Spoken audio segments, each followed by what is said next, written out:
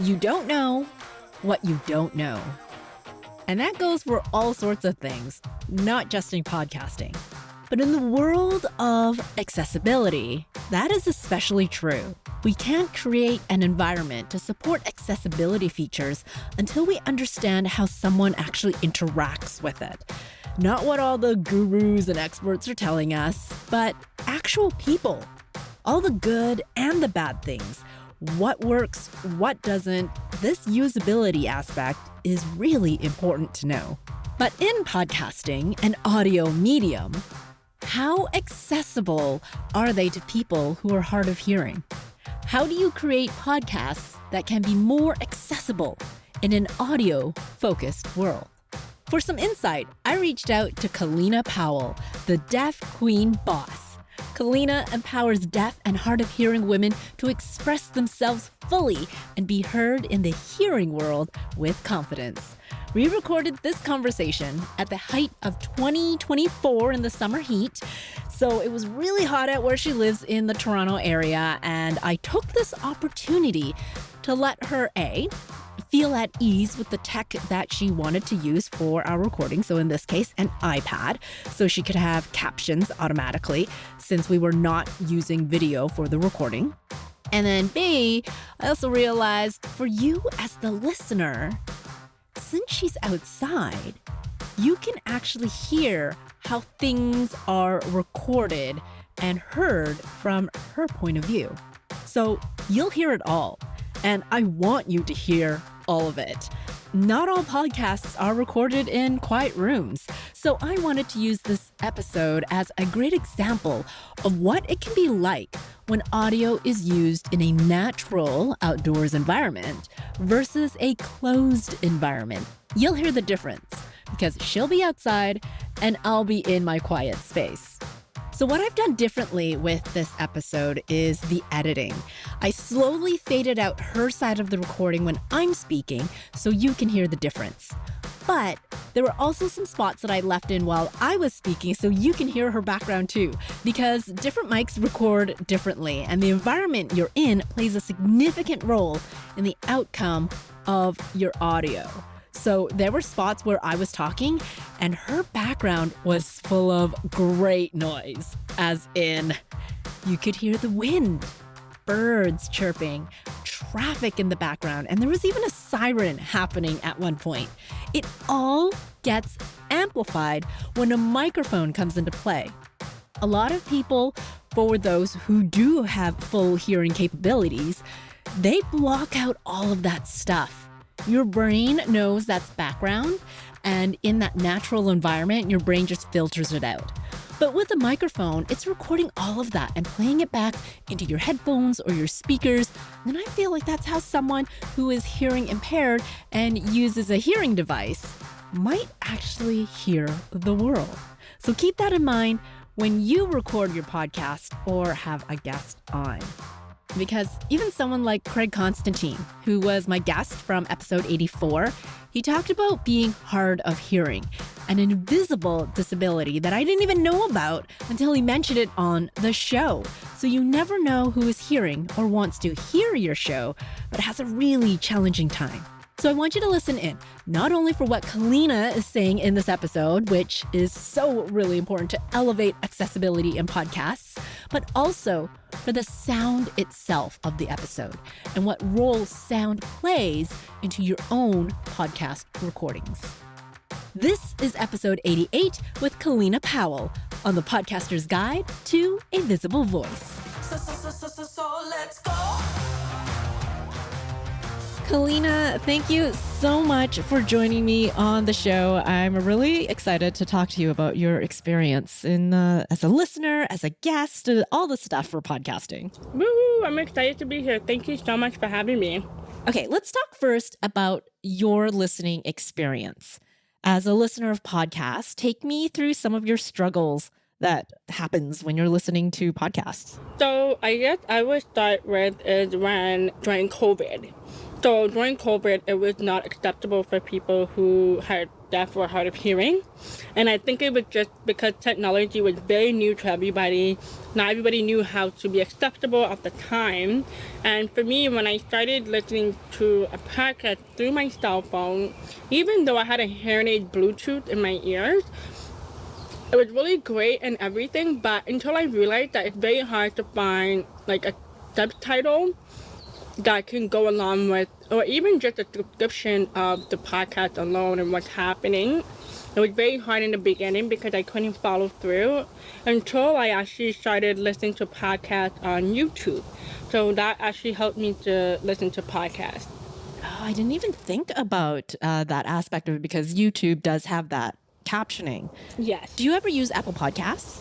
I did a couple of times, but not often. Okay, because since March of this year, in 2024, they've included transcripts that you can follow along with. So I was just also wondering from a listener perspective, do transcripts actually help at all? Sometimes it does and sometimes it doesn't. Unfortunately, sometimes it cut off. So, when you're speaking, or even when someone's speaking fast, sometimes it doesn't pick up everything that someone's talking, unfortunately.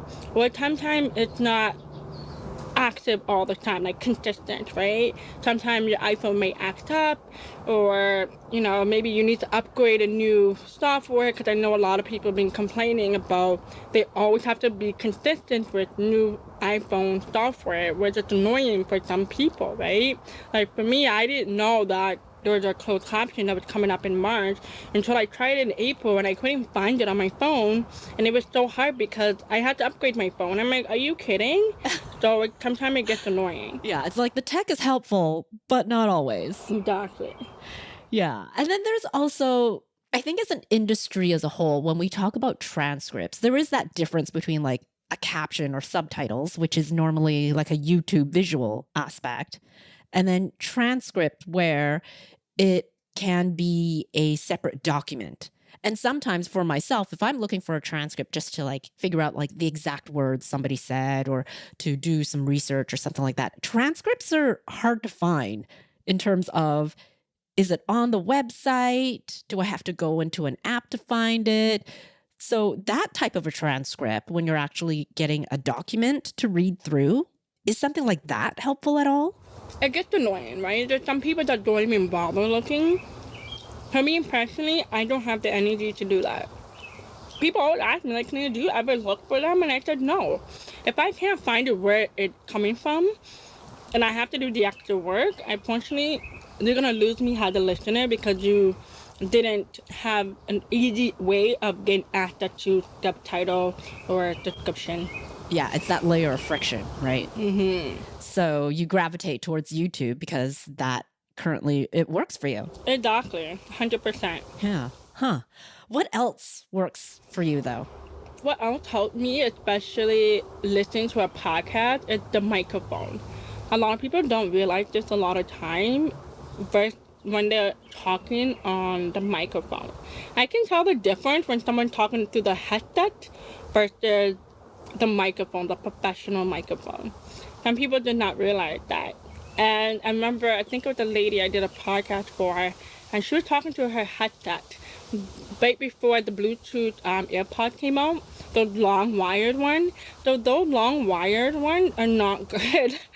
And I could tell, I remember I'm like, oh, are you using the long wired headset? And she's like, how do you know?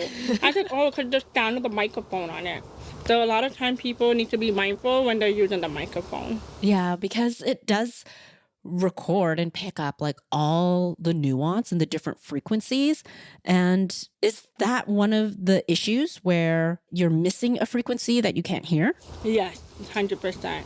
So then I also wonder, what about like then on Zoom? Because a lot of interviews are done over Zoom. And I'm sure like now in our digital post-pandemic world and stuff, like Zoom is a huge thing, but they have the noise cancellation algorithm. And so it actually cuts a lot of the higher end frequencies too. Like as an audio editor, that's what I see. So how much of a struggle is it to listen to a podcast that you can probably tell has been recorded on Zoom? It's okay on Zoom How long there's a closed caption on it, I'm okay with it.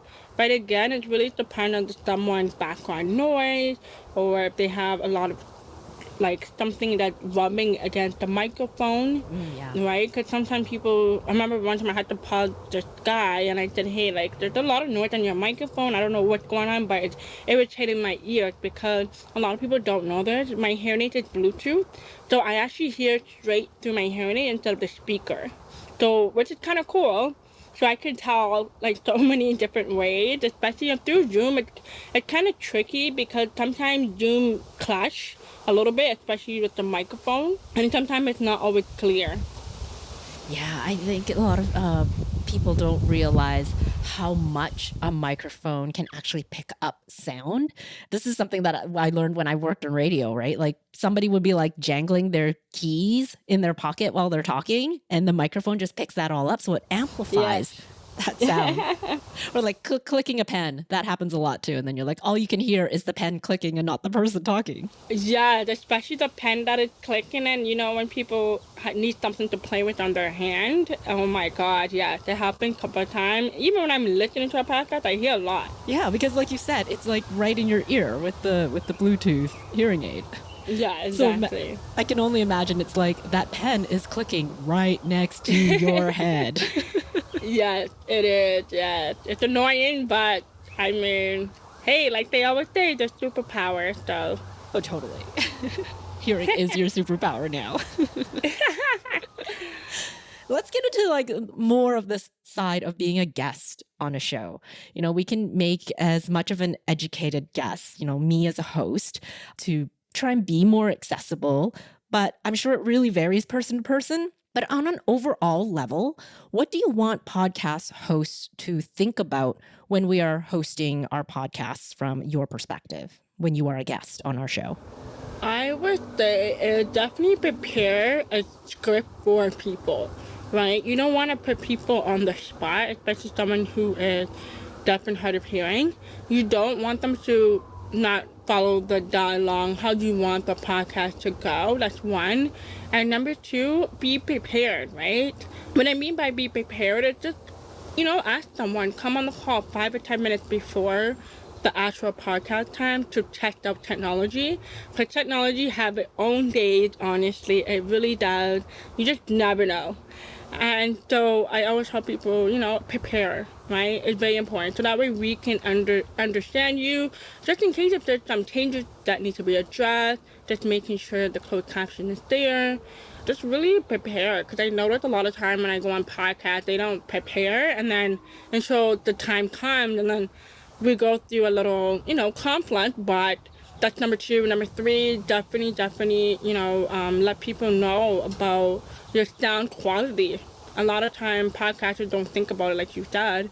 They just go on just go on there and just talk, but sometimes they don't understand and realize that sound quality is super important, especially if you need someone to hear you very well.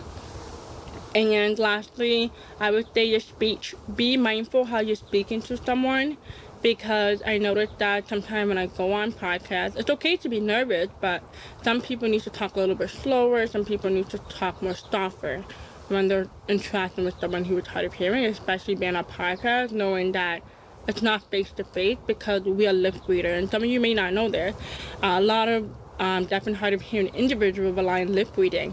So if you want to make sure that your guest can see your lips during the call, right? Don't be in the dark. Don't have anything covering your mouth. It's very important that you have the space bright and very clear, so that way we can read your lips during the conversation. Oh, that's such a good point too. Or like with me, I have this big microphone. So making sure like the microphone isn't blocking that angle so that you could see if you needed it. Yeah, that's some great points. Especially too, like my show, there is no video portion. And we met first on Zoom. So like as the listener can paint a picture of what was happening with me and you in the before we recorded. Again, yeah, I wasn't sure if you needed that video portion or not. And I asked you ahead of time. And then we moved on to clean feed. So now that we're partway through this conversation and we're on cleanfeed.net recording this, there is no video portion. You said you have the captioning going on. How is this experience for you so far, being a guest on my show at least? It's pretty wild because your microphone is very clear for me to follow through, and your tone is very well. I'm not like struggling to hear because you're talking too fast or you have background noises or anything like that. So far it's okay. But I do love having the caption. Sometimes on my iPad it does have automatic caption, so sometimes I don't have to ask for a caption. But so far it's okay. Okay. Is your captioning working with this? Just curious. Yes, it is. Okay, awesome. Okay, good to know for like future for myself. Or for anyone who is going to use this similar setup. Yeah. Okay. If you hosted your own show, though, what would you incorporate that you find would be helpful, but many shows aren't doing? That's a really good question. I have been seeing a lot of improvements with a lot of podcaster hosts. I would say if I was to have my own show, it would have been a lot more like YouTube short just talking discussion, and obviously it's going to have closed caption, and I'm not going to have a big microphone in front of my lips. I will have that small microphone attached to my clothes so that people can be able to hear, very bright, so that people can see my lip reading. That's how I would do something different. Because I come from radio and now this audio only podcast, the video stuff is also very new to the podcasting industry as a whole. Not new as in it's brand new. It's been tried before, but now the features of it is really picking up and people are having their podcast on YouTube. So then I was also curious, do you prefer a podcast that have that lip reading visual person aspect, or do you ever listen to a podcast on YouTube that's just a static image? I personally would say that I prefer video. Yeah. And I guess it's because it's a lot easier and I don't have to rely on closed captions so heavily. And I know sometimes, people pick up things different than others. For me, I pick up a lot faster when I'm reading your lips and when there's very clear background noises and even just a clear brightness on the show. But I can't do audio just because I don't have to keep rewinding it again to make sure I understand what's being said. So a lot of time, like myself, I noticed that if I just listen to audio only, I keep rewinding it so many times because I'm missing so many words. I'm like, oh my God, what did she say again? And I'm trying to process what the person said as well, right? Especially when you're reading closed caption. You're multitasking. You're also listening at the same time. So that's why I prefer video. Yeah. I was thinking too about like I was saying before, transcripts are almost the quick and easy checklist of like, oh, I've done my accessibility feature. I have a transcript for my podcast. But if we have that layer of friction and it, makes you do the work to either find the transcript, listen to it on the website instead of your preferred platform, then what can we do with that transcript to make it more accessible, if any, as a podcast host? Oh yeah, for sure, 100%. I just feel like using a transcript is a lot easier than anything else, and always have it at the bottom. Even if you cannot make a very long one, just write a summary of what the podcast is about. At least do that for us, so that way we understand, okay, what the conversation is going to be like, what's it about, to give us an idea and give us a heads up. Oh yeah, so what you're talking about is like the description for that episode on your app or YouTube or what have you, right? Yes, that's right. Yeah. So yeah, we call that the episode description or your show notes. And yeah, I find too, like some people don't actually put a description in, and I'm like, well, but what am I listening to? What are we getting ourselves into here? Exactly. It's like, what's going on, you guys? Like, you guys, especially for those who've been doing podcasts for over 2+ years, and some of them still don't. And I question them all the time, and I'm like, has anybody ever spoken to you how important it is to have it? But yeah, I'd be surprised a lot of time too. What then also makes an effective transcript? Because you can just have the words of, people talking, but what about like all the other sound aspects? Like other sound in terms of like background noise or like microphone wise? So one of the things that I do with my transcript, again, is like, I don't know, is this actually useful? Is when, say, for example, in this conversation, we have a spot where, we're laughing a little bit, or there's a bit of sarcasm, and then just having in square brackets, laughter or sound effect, whatever the sound effect is. If I was talking about pen clicking and I was actually clicking a pen, would it be helpful to actually write in sound effect, pen clicking? It would be helpful, but it also depends how you are going around about it. It depends really, but it could be helpful. Okay. So then outside of podcasting specific apps, you were talking about like closed captioning with your iPad. There's accessibility features on devices. My Android phone, I have live transcribe that I can use while listening to a podcast. But how accurate or usable are features like this? Or would you just prefer it to be like those YouTube subtitles? I would say YouTube. I don't know why. I'm sorry, everybody, but YouTube is my thing. Okay? Yeah. Totally. I don't know, you guys. Like, I guess because YouTube was already there and they were already showing so much more, and I feel like the energy was there. You can see the people energy versus just listening. You can tell about the energy through the voice, but I don't know. I prefer YouTube, 100%. Yeah. I feel like that visual aspect does help support the hearing part in your life. Oh yeah, 100%. Yeah. So that's more of a preference. And everyone has their own preference. So, like there's some people who are like, I don't do video at all. I can't stand video. I want to just like take my headphones with me and go somewhere. So it's totally a preference. Exactly. I totally get it. And I told everybody, like, your style is going to be super different. If you are not someone who don't like video, you don't have time for editing, that's okay. You can just upload it and just make sure that the closed caption is there for YouTube. And that's it. You don't have to do much, especially if you are someone who prefer video.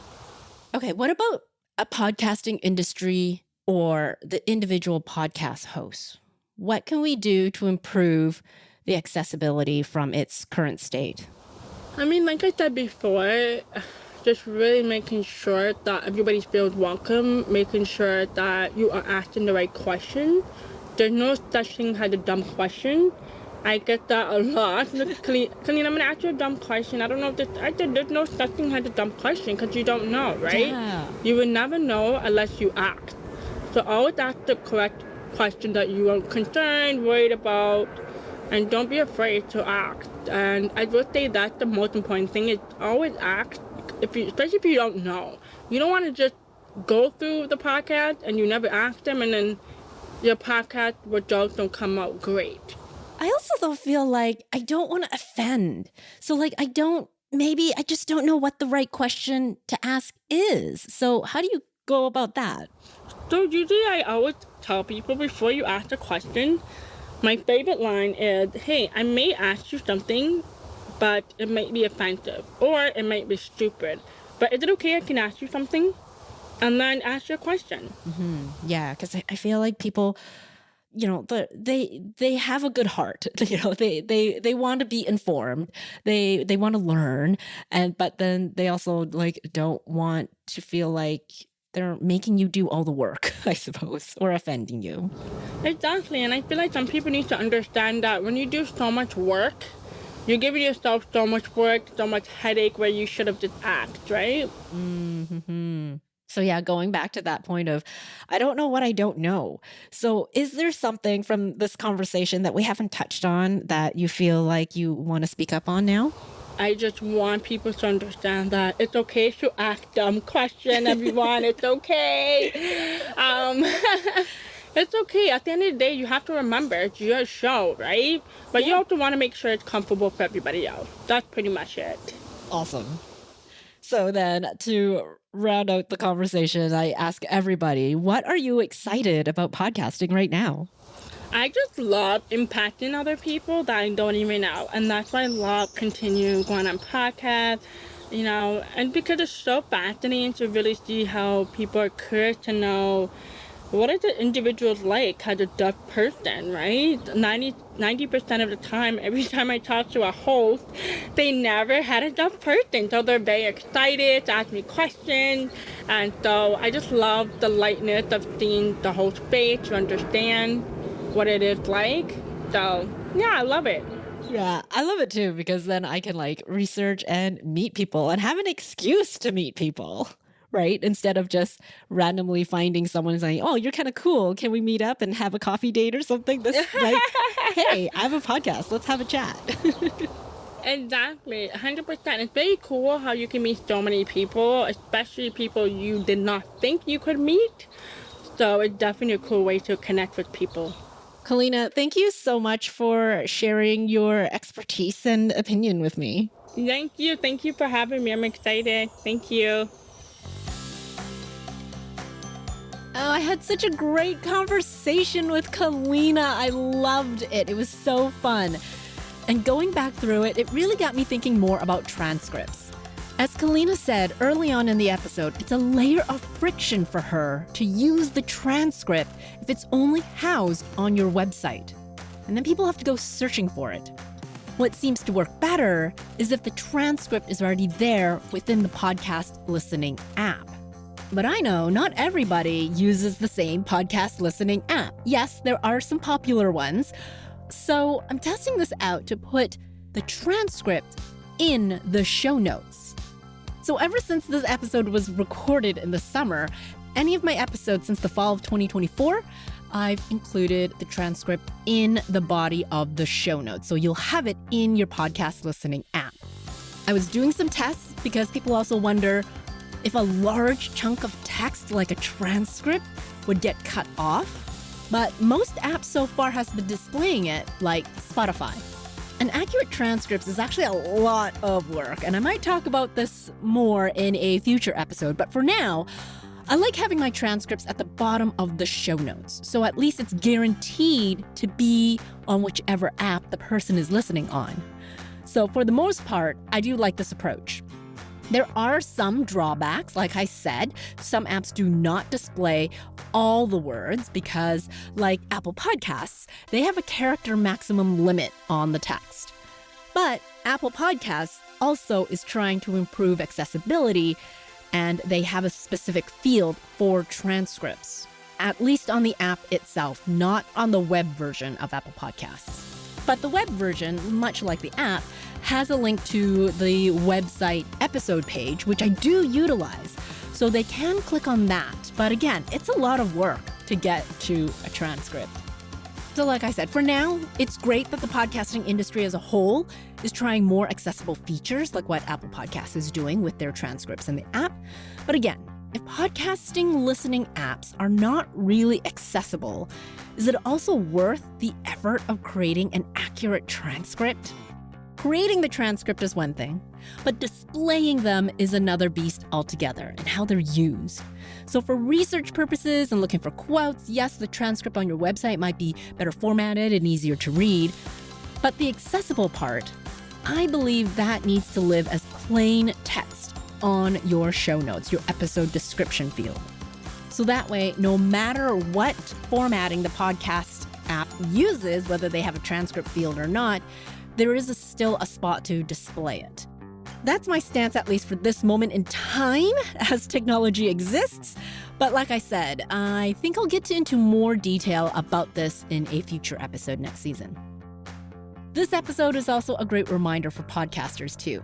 So in general, that reminder to use headphones and to be able to monitor, to listen in to what is being recorded on your microphone. Yes, having headphones on means you don't have to use the echo cancellation or noise reduction algorithms on some of your online recording platforms, but also to actually get a sense of what is being recorded if you are monitoring or listening in to what your microphone is picking up. Sometimes there are settings where you don't hear what's being recorded, and that's going to be hard to get around, but if you have that option, definitely use it.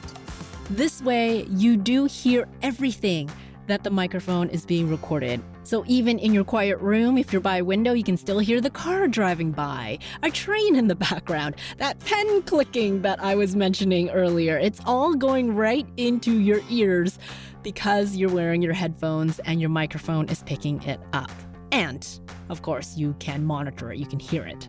So I think we can use this very simple scenario to get a very small glimpse and experience of what it could mean for someone who's hard of hearing, who uses a hearing aid, either listening to your show or being a guest on your show.